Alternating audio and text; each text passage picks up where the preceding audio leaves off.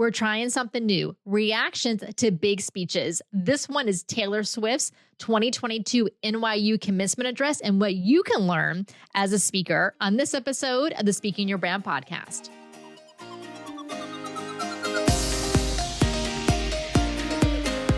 More and more women are making an impact by starting businesses, running for office, and speaking up for what matters.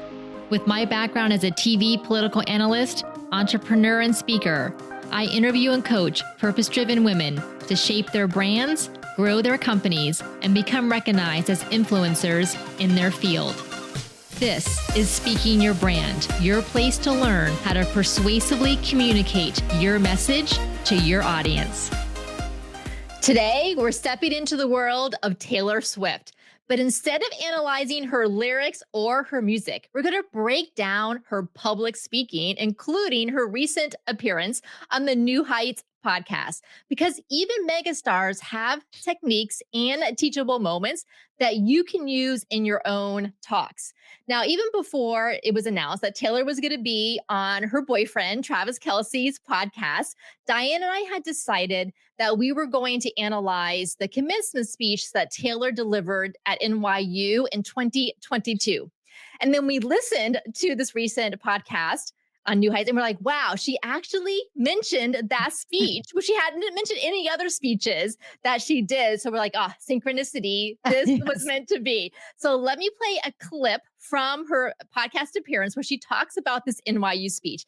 And then we're going to dive into 3 takeaways that you can use no matter what type of presentation or talk that you're delivering. It doesn't have to be a graduation or commencement speech. It can be any type of talk because Taylor has a lot to teach us. All right, let me cue up the podcast episode here. I was given an honorary doctorate from NYU and I made the commencement speech. And I put so many lyrical Easter eggs in that speech that when the Midnight's album came out after that, the fans were like, the whole speech was an Easter egg. Yeah. And that's, for me, that's really fun because they find it fun. All right. So then really, I go watch the entire 2-hour podcast episode. It is so well worth it. It was such a delight to hear her talk about not only getting back her master recordings, but the Eras tour and everything that she did on there. Obviously, how she and Travis met and dating, and then her new album that she dropped there on the podcast episode. Now, Diane, I know that we have been following Taylor for quite a while because we not only enjoy her music, but we really recognize what a superstar she is when it comes to her brand and to her business. She's so intentional about everything that she does, yet she's also feels very relatable and down to earth. And literally, even though she is this mega superstar, probably the biggest star in the world because of the Eras tour now, that you really feel like if you just ran into her at a coffee shop or somehow got invited over to her house for dinner, it would feel totally normal and natural. Yes, I feel like she is the most uncool, cool girl that there is, right?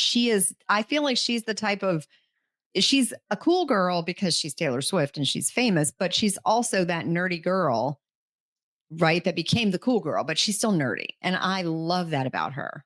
She's very relatable. And in her NYU speech, she talks about cringe, right? And how, right? Which we'll talk about here in a little bit, about how we always do things probably that are cringe at a certain point of our lives. And we look back and we're like, oh my God, how could we have done that or worn that or said that or whatever, or been into something and like a trend or a fad. And so she's very, very relatable. And that's what we're going to talk about here in this episode. This is a new series that we're starting where we're going to react to big speeches. So like Taylor Swift's commencement speech at NYU, we're also going to look at really well-known TED Talks, Grammy speeches, Oscars, and so on to break down what really works. So why are these speeches so compelling and what you can learn to make your own talks and presentations unforgettable as well. And so By the way, I'm Carol Cox, founder and CEO of Speaking Your Brand. Diane Diaz is our lead communication strategist and brand messaging expert as well. And so we really enjoy helping our clients dig into their big ideas, their content. What are the main takeaways? What are the lessons that they want to share with their audience? How are they going to deliver their talks in a way that is transformative for their audiences, that is memorable, and that delivers an experience? And that's really what the best speakers do. And so that's the kind of breakdown we're going to do here. So make sure to hit the subscribe button if you're watching this on YouTube. If you're listening to this on the Speaking Your Brand podcast, be sure to follow the podcast in your podcast app so you don't miss future episodes. And of course, you can hop on over to the Speaking Your Brand YouTube channel to watch this on video if you want to see us and see Taylor as well as listen to it. So Diane, we're going to share 3 specific tips, but I think this is the number one takeaway that I got when I watched Taylor's, it's about a 15-minute graduation speech, is that no matter who you are, no matter if you have performed 150 shows to sold out stadium size crowds, you can be relatable to any audience that you're speaking to. Now, you may think Taylor Swift, she didn't even go to college. She's so smart. She's so intelligent. She's so well-read, but she didn't have a normal college experience like those graduates at NYU had who were sitting there in the audience. So she could imagine what it was like to live in a college dorm or walk across campus to go to class, but she had not personally experienced that. And here she is instead jetting around the world on her private plane, right? Going and performing. And so you may think, well, how can she relate to anyone in the audience? But that truly is her superpower, is her relatability, not only through the lyrics that she writes, but through her performance, her persona, and her speeches and her podcast appearance as well. So let's take a look now at these 3 tips that we can use for how to be more relatable to our audiences. So you may not be a big time celebrity like Taylor Swift. I don't think any of us are except for her, but you may come across where you have to give a talk to an audience and you're like, oh, this audience is, they're not really like me, or maybe they're younger than me, or maybe they're older than me, or maybe it's a completely different industry or a completely different profession. Or maybe it is an audience that's very similar to who you are, but you still want to come across as relatable. And so no matter who the audience is or what size the event is, these are the 3 things that you can do. So the first thing, Diane, I'm going to have you talk to us about, because we did a whole podcast episode on this, which I'll link in the show notes. It's about using humor in your talks, and specifically self-deprecating humor. How did you find that Taylor did this in her graduation speech?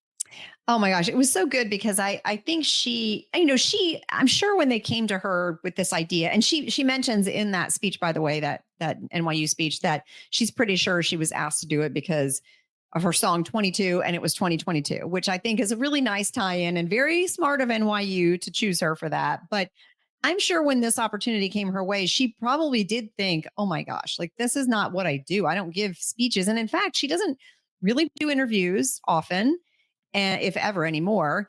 And on the New Heights podcast, we learned that was her first podcast. So I'm sure she felt very much out of her element, but yet she still did it.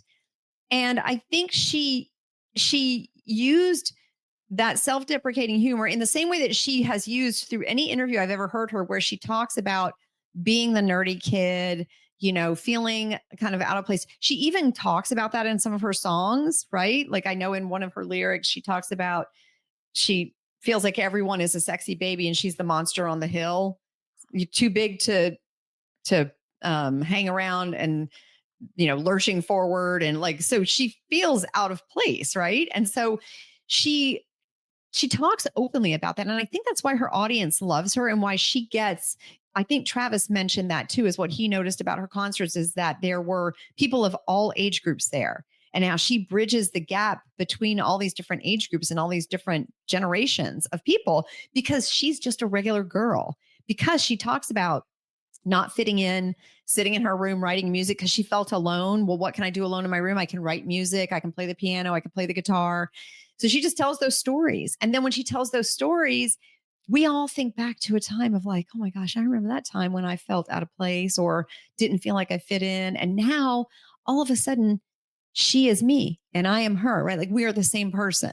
And that just draws you into her world. Yes, she's a mega millionaire, billionaire, whatever she is, flying on her private jet. I don't have that, but still yet she understands me. Right. And so that self-deprecating humor breaks down that sort of protective wall around us for not wanting to feel like we don't fit in, and lets us know it's okay. Because she also felt that way. Right. So I love that she does that. And she does that, and she does that really well. She did that in the podcast interview that she did. Yes. So I have a clip I'm going to play. This is the very beginning of the commencement speech, and she does it right away, which is so important because she is who she is. Yes. And she wants to make sure the audience knows that she's there with humility. Yes. And with gratitude for being there to get this honorary doctorate, and not there basically like to tell them like here, like basically like wag her finger, like I know better than you, because that's not at all how she would be. All right, let me play that clip here. Last time I was in a stadium this size, I was dancing in heels and wearing a glittery leotard.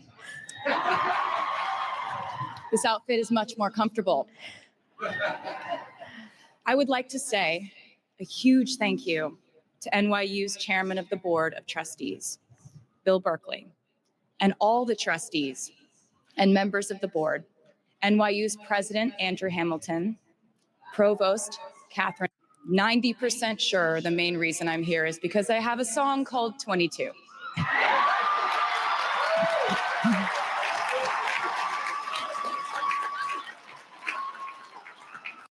All right, so there's that part where she said, I'm pretty sure I'm here because I have a song called 22. So again, acknowledging that that's the self-deprecating humor, right? She's acknowledging why she's there and she's grateful for it, but like having this little kind of joke at herself about it. And here's the other thing that I love, which is hard for me to do, is what does she do? She pauses. Yes. And she lets the crowd laugh and cheer and applaud. And she like lets them have that moment before she continues on. Yeah, she's so good at that. I think that that skill probably comes a lot from her performances, because she's very good with audience engagement. And imagine that she's playing to hundreds of thousands of people, not, 50, 100, 200, 600. Like it's a lot of people. And yet she still makes every person in that 100,000 person audience feel like she is there for them. And she's very good at engaging with people. Right. And so I think that skill came in handy for this particular thing. Absolutely. And so for those of you thinking about for your own presentation and talks, think of a lighthearted moment or kind of a quirk that you have or something that you can laugh at about yourself, because that will make you more relatable. And I realized that I just did that by saying that I'm not good at letting the audience like laugh or applaud. Like I will run off the stage before taking the applause after a speech. And I want to get better at that, but that is a real thing, like the real thing that is a challenge for me to do. So that's that is a little thing where it's self-deprecating humor. It doesn't ruin your credibility or you being seen as the authority or the expert, but it lets the audience know that you, like you said earlier, Diane, like taking down those protective walls that we oftentimes put up. Yeah, I noticed too that she is using teleprompters. And which is, of course, because again, this is not her genre. So why would she not have teleprompters, right? But she's very comfortable in the sort of, not that it's uncomfortable, but she's comfortable in the constraints of that. And she's managing it quite well for someone who is not, yes, she's a performer, but she's not a speech giver, right? It's a totally different skill. And she's doing a great job of it, because I think everybody that's there knows the gig, right? Like she said, she's asked to do it because she's got a song called 22. And we all know she's a performer. She's not a speech giver. She's not there to tell them what to do, but she just disarms you with that, self-deprecating humor and just like calling it out. Right. Yes. Okay. I have another clip of her with the self-deprecating humor that I think is a great example. So let me cue that up. Not the type of doctor you would want around in case of an emergency. Unless your specific emergency was that you desperately needed to hear a song with a catchy hook and an intensely cathartic bridge section. She knows her strengths, right? Right. And that's why I picked that clip, Yes. because even though she's joking about she's getting this honorary doctorate, she can call herself doctor, right? Ha ha, funny, but she still puts in there her expertise, Yes. which is right, the songwriting and the lyrics and the catchy hooks and the melody. So that's the balance with self-deprecating humor, especially as women, is to make sure that, yes, we can use self-deprecating humor, but we still want to own our strengths and what we are really good at. Yes. Yes. Love that. All right. So that was the key takeaway number one, which is use self-deprecating humor, especially towards the beginning, or use any type of humor at the beginning of a presentation or talk. It really draws the audience in, and laughter is a great form of social bonding. The second thing is to know your audience. So understand where your audience is. So what life stage are they in, or what stage are they in their business or their career? What challenges are they facing? What are their aspirations, their goals, their hopes? What do they want for themselves? So think about, what is your audience thinking about in their heads? Like, what is preoccupying them related to what you do, what your topic is for your presentation or your talk, kind of what is on their mind. And so let me play a couple of clips, and then Diane will get into this other idea of also drawing out from your audience things that are kind of like the elephant in the room that you want to make sure that you're addressing, whether it's objections or maybe things that are going on even on a more societal level that may be important to mention. So I have a couple of clips here about how important it is to know your audience. So let me cue up the first one. As a kid, I always thought I would go away to college, imagining the posters I would hang on the wall of my freshman dorm. I even set the ending of my music video from my song Love Story at my fantasy imaginary college, where I meet a male model reading a book on the grass. And with one single glance, we realized we had been in love in our past lives. Which is exactly what you guys all experienced at some point in the last 4 years, right? All right. I love that because, again, like it's, she's drawing a comparison between herself and then, like, she had this dream to go to, imagining going to college. Clearly she didn't go, but the people in the audience did. So she understands, kind of what their dreams and their desires and their hopes would have been, but then still connecting it back to her music and why she's there as the commencement speaker. Yeah, I love that. I love that she, there couldn't be more of a world of difference between her and the audience that she's speaking to. And yet she's just saying, those are those universal experiences that we all have. It doesn't matter whether you're mega rich or not, you going to college, not going to college. Those are universal experiences, that dreaming as a teenager or that certain age, dreaming about that, meeting that perfect guy or girl. Like we all have those things. Right. And so I love that she's just calling that out, because I think she builds greater credibility with them when she says, maybe I'm not in college and wasn't in college, but yet I get it. Like, we have all had this experience. Yes. So the other thing that she does as far as in her speech itself, and this is not related to kind of the bigger takeaway of relatability, but it is good structurally wise, is she does have a beginning, middle, and end of a talk. And now you may be thinking, well, that's obvious. Duh. Every speech has a beginning, middle, and end. You would think so, but just because you start and then you have a section and then you have the end doesn't mean you have a beginning, middle, and end. No, sometimes they meander and it's very confusing. Yes. Yes. Just like songs, you can say, well, a song, I heard musical notes at the beginning and then the musical notes stopped at the end. Doesn't mean that it's a song. Like, you have to have structure, just like Taylor Swift has structure to her song. So here she has a clear beginning where she, starts, she does her thank yous and acknowledgements to the people who are there, which is standard for a commencement speech. And then she kind of gets into the what it would be like to go to college and writing her songs. And then she says she has some life hacks, some lessons for the audience. So she teased them up, like, I'm going to share some of these life hacks. She says, I don't want to call it advice because I don't like unsolicited advice, but she has this life hack. So she shares the one thing about, like, life can be heavy, catch and release, that kind of thing. And then she has a second life hack. And I'm going to play the beginning of that part here. Secondly, learn to live alongside cringe. No matter how hard you try to avoid being cringe, you will look back on your life and cringe retrospectively.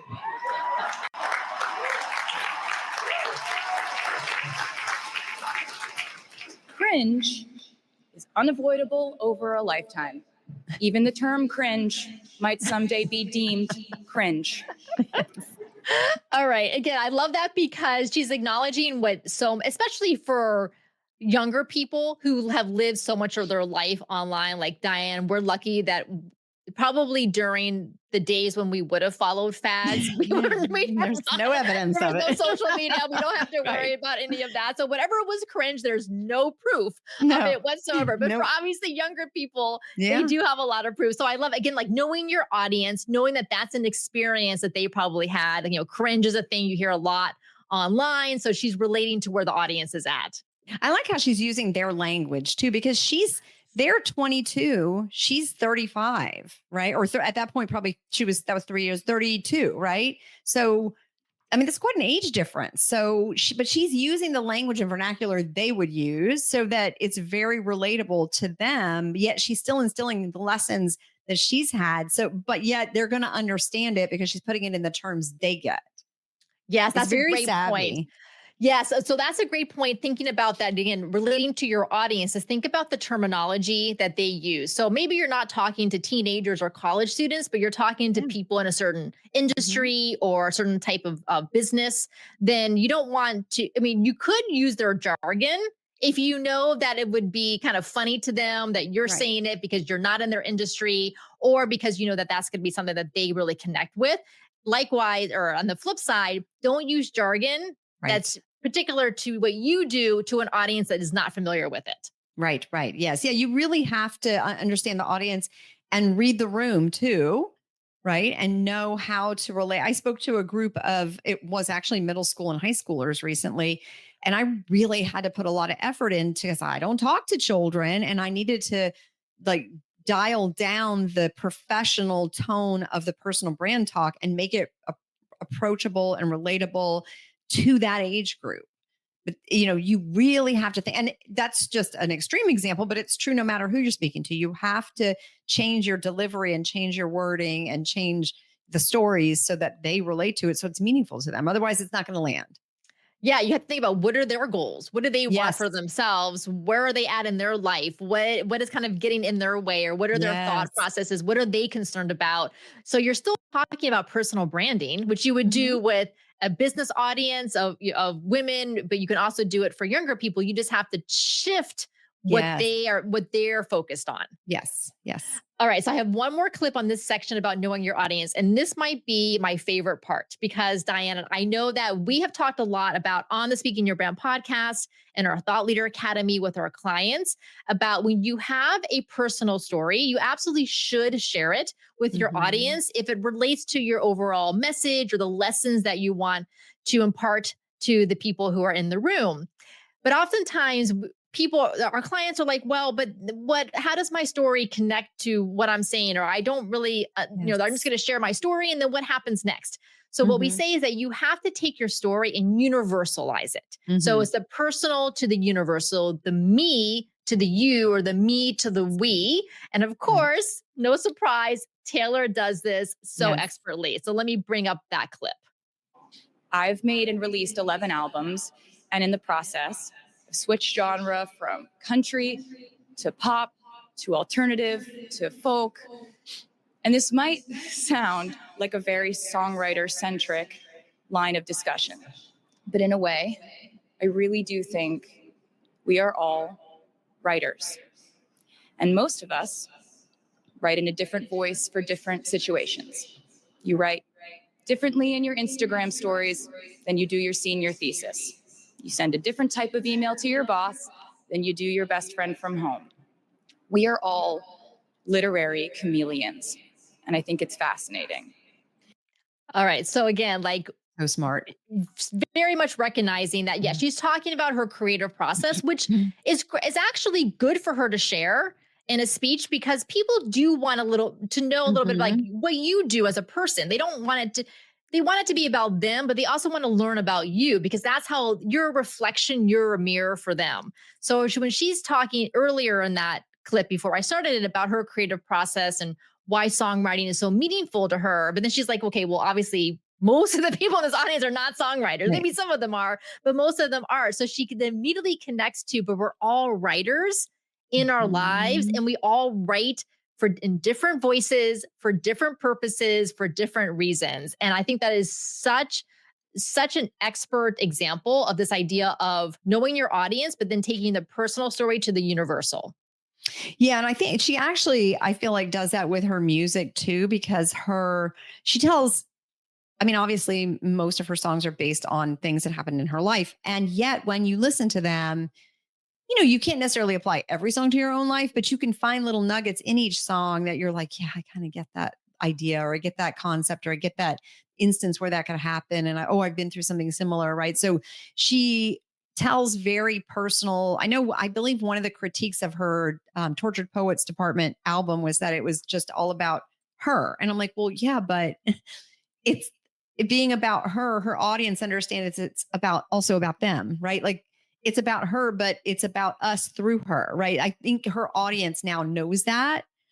And so she writes about her, but then we feel it ourselves about ourselves. And so anybody that knows anything about her kind of gets that, but she did it very masterfully here in this speech, right? Very deliberately. And I think too, because it is a different setting than a song that she's writing, right?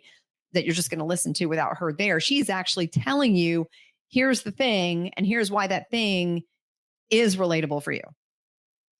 Diane, let's talk about objections. And again, Yes. I know a lot of times when we're working our own presentations or we're working with clients, I'll often say to them in our VIP days, and I'll say, okay, so what do you think people in the audience are thinking to themselves right now? So, because they'll say, our clients will say something like, well, but what if they've already heard this before? Or what if they've tried this and it didn't work, or whatever it happens to be? Yes. And so I say, well, then say that. Yes. Literally say that out loud. Say to your audience, well, you may have tried this before, and show me, show of hands, how many of you tried this and it didn't work? Okay, well, we're going to try a different kind of approach to it. Or, okay, so now you all may be thinking that XYZ. So literally say out loud what you think the audience is saying in their head. So Diane, how does Taylor do this in her commencement address? Yeah, she, one of the things she does at the very beginning is she addresses the huge elephant in the room, is that these graduates just went through going to college during a global pandemic. And so she's letting them know, like, yeah, it was weird. I think because she's very up here with, like, she lives in a completely different world than us. So does she completely understand what it was like to go to college at all? Especially during a global pandemic? No, but she understands there was a global pandemic. You all had an experience that was atypical for college people. I get it, right? It was a strange experience, and you all made it through that. You dealt with that, but it was a thing. So she calls it out at the beginning. So I think that sort of disarms it actually shortens the distance between us and her, right? Like, so that we don't feel like, oh, she's not going to get this. Like, not only did she not go to college, but there was a pandemic and I had to go to college during. No, she's saying, like, I get it. You went to college during a pandemic, right? And so she just puts it right out there. It is an old sales technique, right? To state the objections, like, I know this XYZ product or service seems really expensive, and I'm sure your budgets are tight right now. Like, I get it, but blah, blah, blah, right? So that is what she does. She tells them the idea of what she's going to talk about and says, listen, I know you went through a pandemic, but I'm going to share some hacks with you, right? So I love that she just states it outright, because they all know that. Well, it would feel weird if she didn't address it. Because again, now in 2025, you wouldn't be addressing it because people are like, no, I don't want to talk about the pandemic. But in May of 2022, very much it was still top of mind for everyone. And it was so central to their college experience. And if she hadn't addressed it, and if you're as a speaker, if there's something going on, discernment plays a role here. But if you don't address something that is really like top of mind for the audience, it's going to feel like you literally took your speech off the shelf. Yes. Had it memorized. And click play on yourself. Yes. And you just said the whole thing. and it feels inauthentic and ungenuine when that happens. I think she is probably one of the best people at addressing timely things that are going on with her audience, because she's not a person who's out there. She doesn't do a lot of interviews. She's not on social media. She of course has social media presence, but she's not on there. And so when she addresses something, she does address instances like there was, I think her concerts in Vienna had to be canceled because there was some sort of a bomb threat or something. So they had to cancel all the shows. Now, of course, she has to address that, but of course, she has a team helping her with this, but I think she is the leader of that message. And you can tell when the message comes out that it's very Taylor Swift, right? It's full of caring. And so I'm sure when she's crafting this speech, she's aware, like, what have these young people been through, right? Like, what have they been through? What have they been dealing with that I need to just make sure I say, like, yeah, I get it. You've gone through this and this and this, right? So I think she's very good at that. Very good at that. I am sure she wrote this speech. She probably had her mom or someone just like she does with anything, probably get some feedback on it to tighten it up and to make it better. But as a writer, I'm sure. Oh my God. I'm sure she wrote it. Yeah. And you can tell. All right. Yeah. So then that was kind of number 2, knowing your audience, and then bridging the personal story to universal themes is number 3, but they're very much closely connected together. So let me play another clip. And this is getting towards maybe like a little pat over halfway through her talk, where she talks about perfectionism. And now perfectionism is really the core of this speech that she wants the college grads to learn from, her own struggles with perfectionism and being this young female role model, especially in those like mid 2000s to late 2000s era, when like the tabloids and the TMZ websites were just brutal, especially when it came to younger women, celebrities, and the public eye, and about this idea of it's okay to make mistakes. It's okay to be vulnerable. Like, things are going to happen. You're not going to be perfect, and to learn from it. So let me play a couple of clips from that.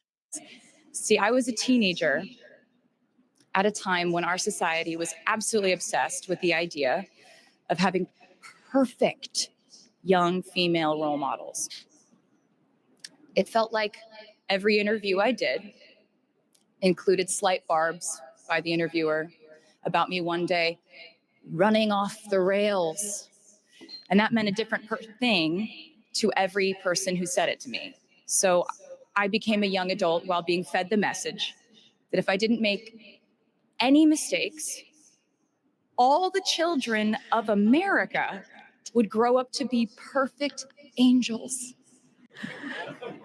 However, if I did slip up, the entire earth would fall off its axis, and it would be entirely my fault, and I would go to pop star jail forever and ever. All right, let me jump ahead. So she kind of teased up this idea of feeling this very heavy weight and burden of being perfect, so that, not only for like the children of the world and all that, but for her career. Like, let's be real. Like, and again, the press and the industry are very hard, especially on young women. So she wanted to make sure she had a thriving career. So let me jump ahead a little bit here to how she kind of bridges this idea of her own personal story of perfectionism. I know the pressure of living your life through the lens of perfectionism. And I know that I'm talking to a group of perfectionists because you are here today graduating from NYU.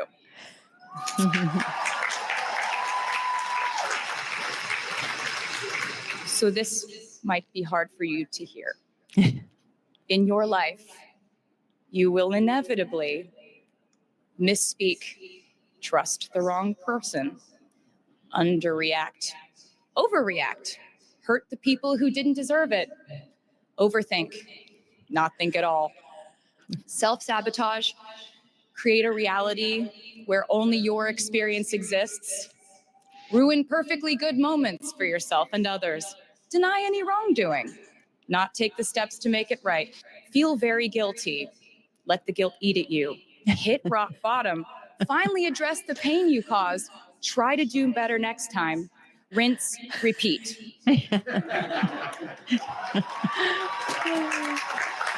All right, so super relatable, right? I feel Oh like my gosh. she hit them all. That everyone in the audience has had We've all some been on that experience train. with Yeah. all of that, right? Yes.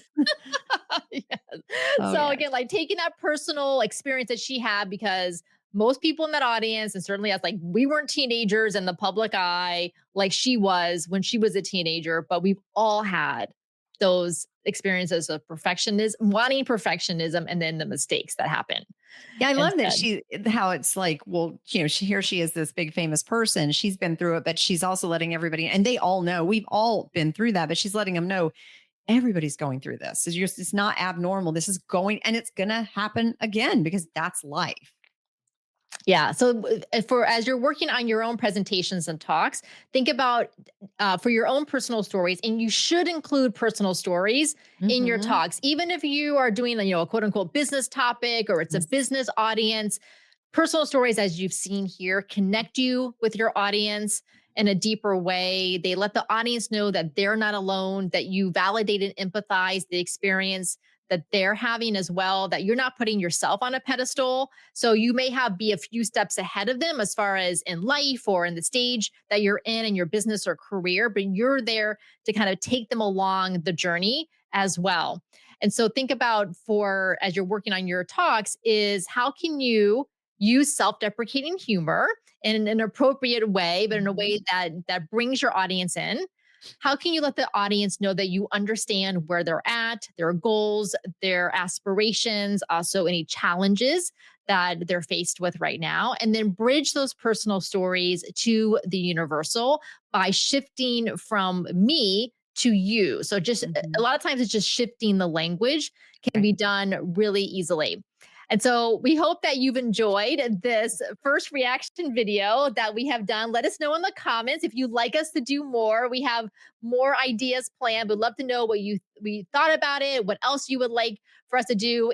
Are there any speeches in particular that you have in mind that you would like That'd be for fun us to know. Right? Yeah. Let Share us know. some. It could be someone's famous, or it doesn't have to be anyone famous. It could just be one that you thought was well done.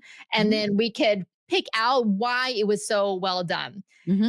So drop your thoughts in the comments. And again, make sure to hit subscribe here on the YouTube channel so that you don't miss future episodes. And make sure to follow the Speaking Your Brand podcast. And of course, if you would like to learn more about what we do here at Speaking Your Brand, go to speakingyourbrand.com. Diane, thank you so much for joining today. Yes, of course it was fun. I love Taylor Swift, so my pleasure.